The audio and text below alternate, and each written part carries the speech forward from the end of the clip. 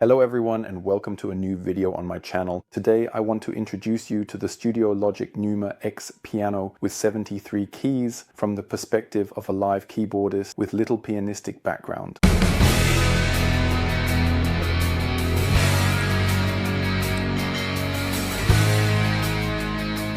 I also have a Studiologic SL73. This is interesting because it has the old TP100 keybed, while the Numa X features the TP110, which is an improved version. And I can tell you right away, the difference is quite noticeable from my perspective. The SL can be played certainly not perfectly, but for me it's a good compromise. The Numa X is much better for me. It plays more like the Kronos or my Forte. I get along with it really well, and I think I'll end up using the Numa X for the things I actually wanted to use the SL for. And the SL will probably end up in the rehearsal room, so I don't have to lug the keyboards back and forth. I'll just talk a bit about the Studiologic now. It has a very interesting user interface, which is mainly controlled by colors. You can see here orange, yellow, green, blue. You'll also find these colors on the buttons. I'll show that again in detail in a moment. The same goes for the effects. Studiologic has also built-in internal sounds here, which is why it's called Numa X Piano. You'll find pianos, pads, strings, synths, organs, basically everything you might generally need. The quality is okay, especially when you consider the price. It's just under 1,000 euros, so I'd say that's reasonable. It's simply not a 2,000 or 3,000 euro device, and you should be aware of that when you buy it. I think that's where the comparisons come in, but I would say those comparisons aren't entirely fair. Now onto the technical specifications. Basically, there's also an 88 key version with the TP110, and in addition, there's a GT variant. I believe the TP40 is installed in that one. Of course, that one is quite a bit higher quality, but the device also weighs significantly more. And that's mainly why I chose the 73 key version, because it has the same keyboard range as the SL and also as my Kronos. So I don't always have the same keyboard range everywhere to play on. You have 250 user programs and you have 4 zones where you can configure quite a bit. We'll go into detail on that in a moment. There's a favorite bank, and here you can save 16 favorite groups with 24 programs each. There's a global equalizer with mids, lows and highs. As for the sounds, there are a total of 8 sound banks with over 200 factory sounds. Basically, you can also install new sounds afterwards. However, there aren't that many available yet. Supposedly, the device has 300 voices polyphony. You should know that when you play the strings with sustain, the sound cuts off when you press a second key. Some people have already mistaken this for voice stealing. However, there has been communication with Studiologic where the programmers say this is intentional. Whether that's a good thing is debatable, I'd say. The pianos are partly modeled, partly sampled. The same apparently applies to the electric pianos. Then there are a total of 8 insert effects, 2 per zone. As mentioned, we have 4 zones. There are 2 effects each, and within the effect sections there are different effects. There's FX1 with distortion, overdrive, auto wah, pedal wah, auto para, tremolo, vibrato, equalizer, compressor, and FX2 with chorus. 1 chorus, 2 flanges, 2 phasers, 3 and 4 different phasers, rotary effect, auto para, tremolo, vibrato, equalizer again, and the compressor. Then there's a master delay, which can do delay and para delay. And there's a master reverb with various reverb effects and variations. What's also very interesting is that the device has 4 audio inputs. They're all mono, so you can connect 4 mono sources or 2 stereo sources or 2 mono sources. You can then control them via the internal mixer and output them through the single pair of outputs. It's actually a bit of a shame that the device only has 1 output pair. I'll show you that again in detail in a moment. And here too we can add delay and reverb again. And as I understand it, let's take a look at that in a moment independently of the sound effects. We have a small display, which is the same as in the SL Master Keyboard variants. You can get by with that. Unfortunately, there is no editor here. Like for the SL variants, that's a bit of a shame. I actually think the SL editor is pretty cool. I even made a video about it once. Then we have various buttons. So we have a master volume knob and we have an assignable knob. Then we have 4 knobs to adjust the respective zones. For the effects, we have quite a few knobs. Then we also have 2 sticks. On the left side, there's one that's fully spring-loaded in all directions, 4 ways. And then we have one without spring loading, which only works left and right. Yes, basically we have 2 outputs, so a stereo output or 2 times mono. Unfortunately, they are not balanced. The 4 inputs are also not balanced, but only mono as well. There's a headphone output, and then we have a total of 3 pedal outputs, 1 universal output. You can connect the triple pedal from Studiologic there, and then we have 2 more pedals that automatically detect whether I have a switch or a continuous, that is an expression pedal, connected. We have MIDI in and out, and of course USB, which also carries the MIDI data data. And what's really cool is we also have an audio interface. It allows for 2 tracks in, 2 tracks out. As for the weight, it's super handy. It only weighs 11.7 kilos, so just under 12 kilos without the case. The 88 key version with the TP100 weighs 14 kilos. That's really wonderful, simple as that. In the package, you'll also find a VFP110 sustain pedal. That's a sustain pedal where you can switch the polarity. I think that's great. I always use those from Fatar anyway. And of course, there's a power supply included. So here on the left side, we can see the stick, which nicely returns to its original position. I'll show you in a moment what you can set there. And here we see the simple stick. Then here we have the control section. Here we have the volume knob, and down here the assign knob. We can assign it however we want. It also works by pressing it, so I can assign a second function to it. Then I have these 4 knobs here, which I can basically use to turn my zones on and off. I'll show you that here. The lighting is a bit awkward right now, but you can see it. Here, you can turn them on and off, and you have the color association here. Below each one, there's a button you can use to switch and set things.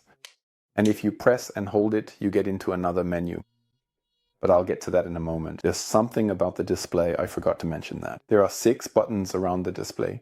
With the first one here, we can control the mixer. I can turn it on again here, using the 4 buttons, which conveniently light up in different colors.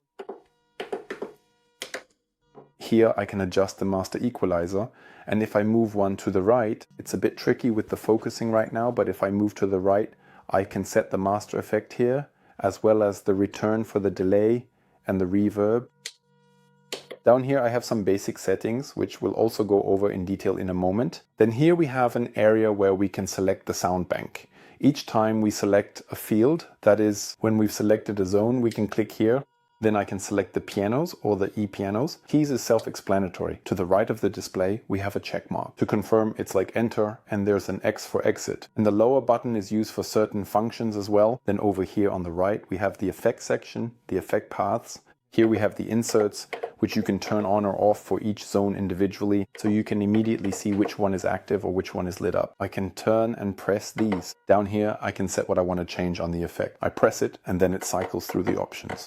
I'll show you that on the display in a moment. When I turn it, of course, the setting changes. On the right, it's the same for the master effect. Now, I've zoomed in a bit on the display. I'll always mention which buttons I'm pressing so you can follow along, but I think it's quite interesting to see it in large for once. So, as I showed earlier, now I'm pressing the first button on the left, and I can turn the zones on and off. So basically, I have 4 zones. When I turn the big knob next to the display, I can scroll through the programs. I'll just pick one here now. Here, for example, we have the program with the F2000 model. Now I'll show what you can set there. Now the first button on the left is lit up. Okay, you can't really see it right now. That's a shame. When I turn it, I change the zone volume. Of course, the same applies to the others. I can also turn them while the zone is switched off. So as I said, if I press it, the zone turns on or off. Now you can see here that the number jumps. Now I've pressed the button under the rotary knob. Of course, I'll stay below 1 now. Now my power socket brake has switched to night mode. All right, let's continue. If I now press the button under the rotary knob for a longer time, I enter a menu where I can adjust a few things for a sound. These are different things depending on the sound. Now the buttons of all 4 light up in the same color as the first zone. If I were to do this in zone 2 now, all the buttons would be yellow. What can I do here now? I'm now in a piano menu. If I now turn the first knob, I can change the tone here. I'll do that now. Let me just show you what happens, for example. I'm turning it all the way down now. And if we turn it up,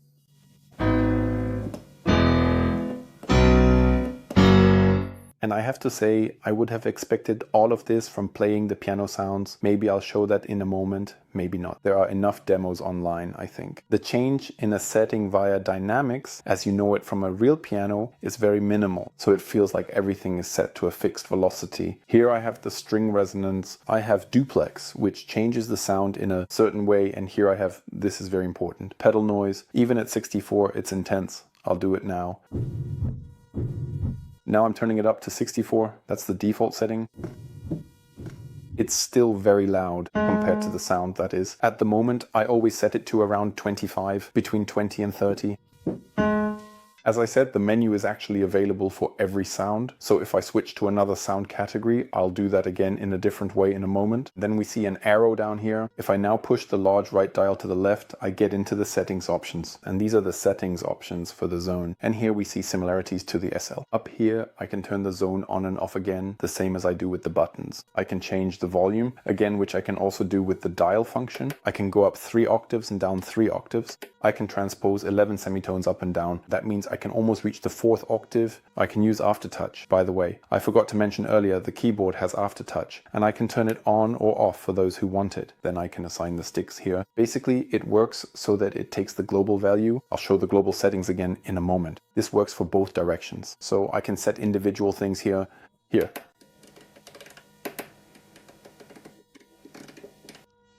For stick 1, that's the one that moves in all 4 directions. You can set it a bit lower. For stick 2, a bit higher, because that's simply a left-right switch, basically. Then I can also set different things for the pedals here. And that's it for now. Now I go back with X. What if, for example, I don't want to play a sound from this, but instead want to send a MIDI signal? Then, to the right of the sound banks, or between the sound banks and the effects, there's the MIDI button. At the top it says split set, and below that it says MIDI panic. Now I click on MIDI there, and now I have external MIDI in the zone. Now I can choose here whether it's via MIDI or USB. The Numa only has 1 MIDI port, the SL has 2 MIDI ports. I can select the channel here from 1 to 16. Here I can choose whether it sends a bank select, MSB, LSB, and then the corresponding program change. Those are already the only things I can do. Then I can either confirm or cancel here. I'm going to cancel now. Now MIDI is still already in there anyway. That's a bit odd because I didn't confirm anything. So now I click into a sound bank, and then you can see here that I can select the sound here. I have a few grand pianos. I have an upright piano. That one's so-so, just okay, and electric grands. Now I'll quickly show the others again. Here I have several electric pianos, especially a lot of hybrid FM pianos. I have musical keys such as clavinets. There are a few typical keyboard sounds that you can hear, and then I also have some deep bass sounds as well as some rich guitar sounds included in the mix. I have organs, which are in fact actually okay as far as my body is concerned. To some extent, of course, you can't really influence much here. I have synths. I'll show you those again in a moment. I'll just pick one now. Now I'll press and hold the button below the rotary knob again. And then we can see here that, for example, I have cutoff, resonance, attack, and release. That's not an endless amount for a synth, but with the filter, you can still influence things a bit. Then there are orchestra sounds. As I said, with the strings, there's the problem that they cut off if I press the same key twice. There are also a few lasers included. And then I also have other.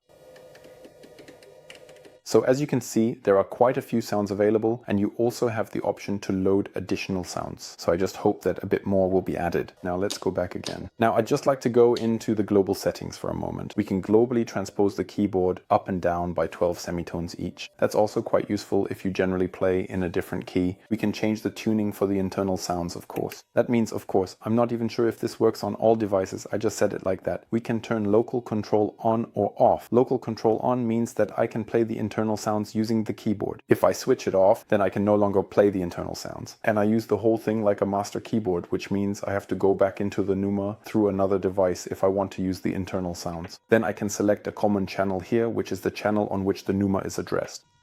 Here I can set how it handles program change, whether it sends it, receives it, or does both. So control change means whether it sends control change commands, receives them, or can do both. Then I can globally turn aftertouch on or off. Here I can select a velocity curve, soft, normal, or hard. I haven't dealt with that yet. For now, I've just stayed on normal and fixed, which means a fixed velocity. And down here I can set the velocity directly. Then here I have the keyboard sensitivity. That changes the curve a bit, so I no longer have a linear curve. And then you have to play around with it a bit and see what works best for you. Then there's a very interesting function. This can be done in much more detail on the SL. I can change the balance between the black and white keys. That means if I know that I'm a bit weaker on the black keys, for whatever reason I can make them a bit louder or quieter as needed. And here, just like in the individual functions, I can set globally what is assigned to the controllers. And here you can see, for example, that pedal type 3 currently has the Studiologic 3 pedal board assigned to it. Then we have a new feature for the inputs, which you can turn on and off. And then I have factory restore here again. So if I want to go back to the factory settings, so now I'll just go to the inputs here. Of course, I don't have anything connected right now, but here we can see the MIDI in. I can make it louder or quieter. I just did that with the left one. And here we can also see the color. You would see the same color. So if I now press the button below under the knob for 1, I can set the gain here, meaning the input gain. And I also have a small equalizer here. And that's basically it. But I would say for a gig with a singer or maybe another guitarist, I think it's really good. I haven't tried it myself yet, but I will. The idea is that you don't even need to bring a mixer. That means I can connect directly to the PA, for example. Now down here, I can also select settings and USB audio. Now I'll go to the left into the settings. Then I can set which option I want here. 4 times mono, 2 times mono, 1 stereo, or 2 times stereo. Then I click back again and go to USB audio. Here I can set whether the USB input is on or off and at what level it is. I can also change the master delay here just for the audio inputs and the master reverb. I can do that here on the right using the buttons. Let's move on. It's lit up here now because I activated it. If I turn it off and then exit, it doesn't light up anymore. So this way you can also see whether the mixer is active or not. If I press the middle button, I get a master equalizer. I just showed that, or did I just show that? In any case, I can adjust the low gain, change the frequency in the middle and the high gain. And once to the right, I have the FX returns. That was just to show again. Let's move on. The important thing with a master keyboard with 4 zones is that I can also change my zones. If I go one step to the right here, we can see the area where the 4 zones are distributed. Now you need to know that I actually have a button on the right to activate the split. I should do that right away as well. I'll show you what happens when I press this button here. Now up here I have 3 areas, namely here, key mode, single split. That means I have a single split point. This is now at C#3, but of course I can adjust it by pressing the button once. Here, sorry, by pressing it once and then changing it. Now I press it again. Sorry, I can change it here, then confirm with the apply checkmark. And then, funnily enough, I always end up in the favorites menu. I have absolutely no idea why it always wants to save right away. I really can't understand it. And I can't get out of it either. That's a bit poorly designed, so back here again. I press it again, single split, and what's important for us, multi-split. Now when I press the button, I can change the zones here, and as we can see, nothing happens at all. Why is that? It's because I haven't activated it.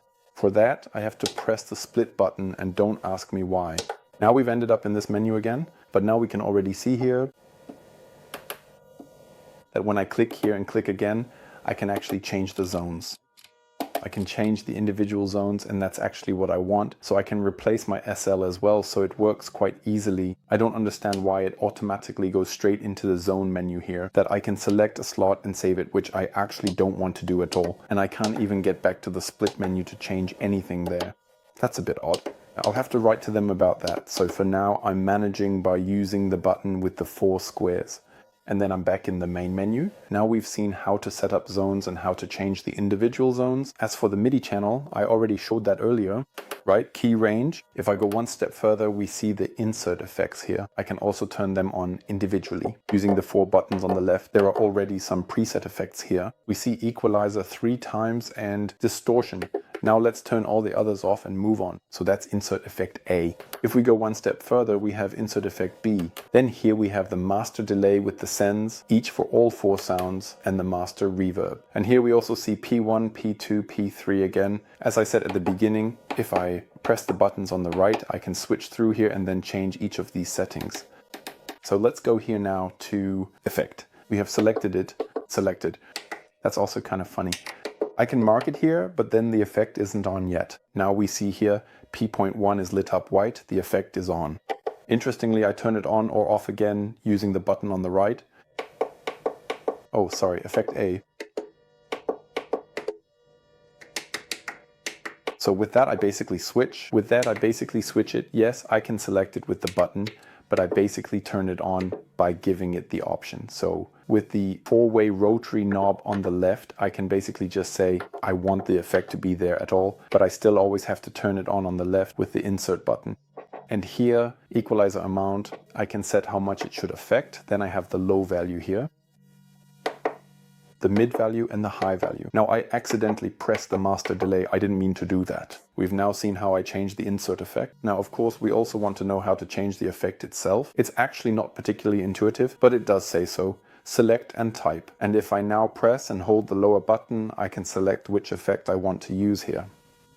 If you know that, it's actually quite easy. I'd say it's simple, so the whole operating concept definitely feels familiar. You can do a lot, you can only make basic changes, but for many things that's enough. I've already started programming a few sounds, for example, so I can play a few gigs using just the piano. That works more or less, and I'll present that soon. But the only thing I haven't done yet is use the assignable knob, which actually isn't all that assignable, because I can only set USB audio level or audio in level here. That's a bit of a shame. I actually expected more from it. So basically, you've now seen all the functions that the Numa X offers. If I forgot anything, feel free to comment below, or if you're interested in more, we can click here again. As we saw on the right at the beginning, we saw that we have the sound banks, which I already showed. And if I, for example, click on the favorites here, we can see that I have 8 favorites directly accessible here. And I can control them using the bank buttons. If I go to the right, I get to the next page of the favorites. So here I have PG, PG1 in the end. So I have 1, 2, 3 pages where I can easily save favorites without any issues at first, and then select them. It's a function I basically don't need. So that's why I didn't say much more about it. Now I'd like to show you one more thing right here. If I press and hold down a button, it will switch the sound to solo mode. And if I press and hold again, it doesn't switch back.